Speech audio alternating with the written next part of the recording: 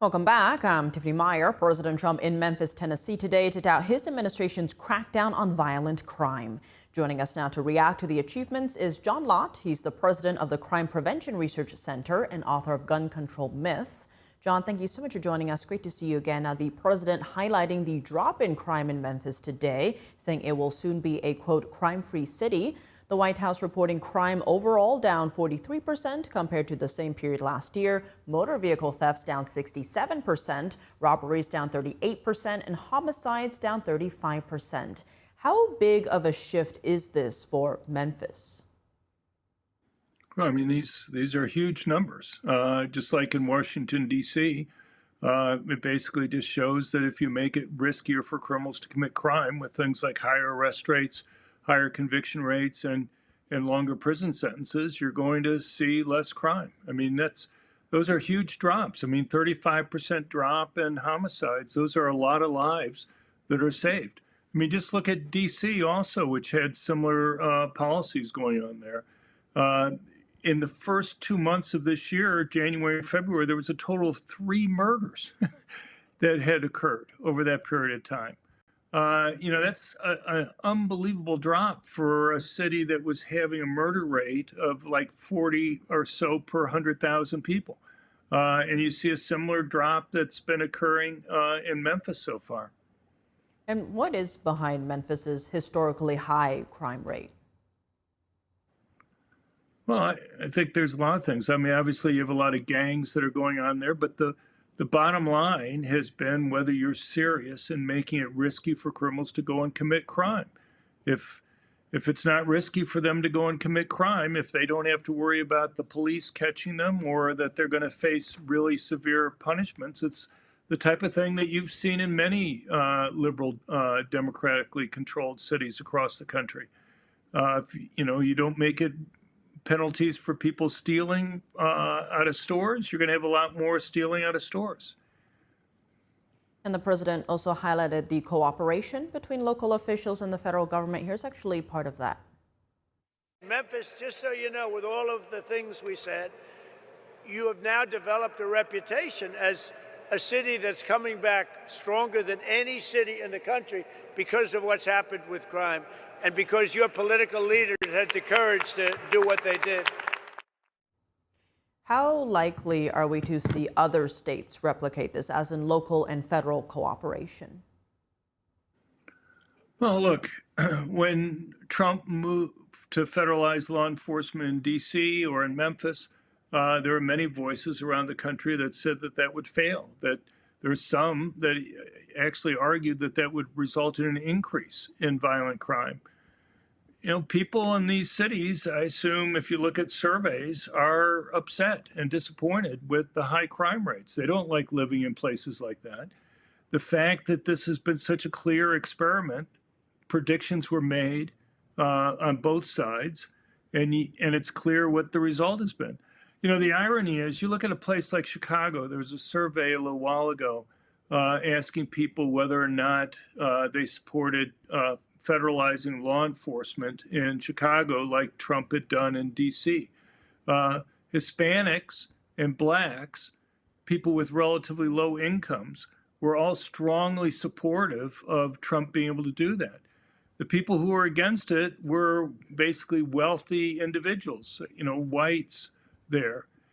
So what you see is that the people who are the likely victims of violent crime understand what to go and do about this, that you have to make it risky for criminals to go and commit crime. You have to have higher arrest rates and conviction rates.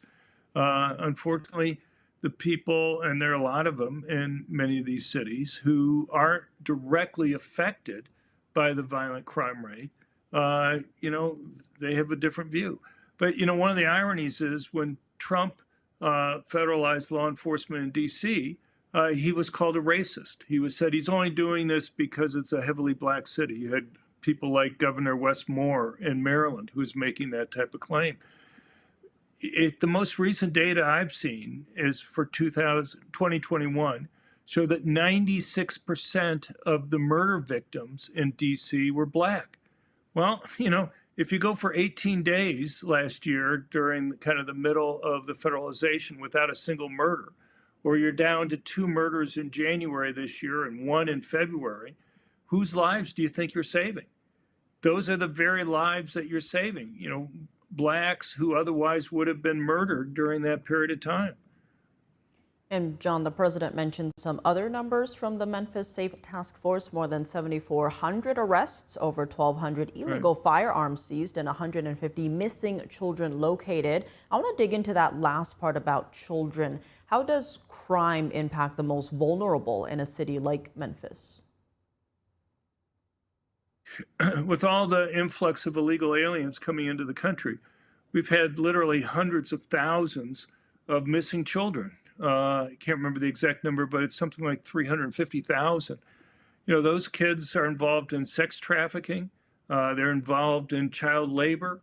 You know, these kids are not living kind of the American dream by any means.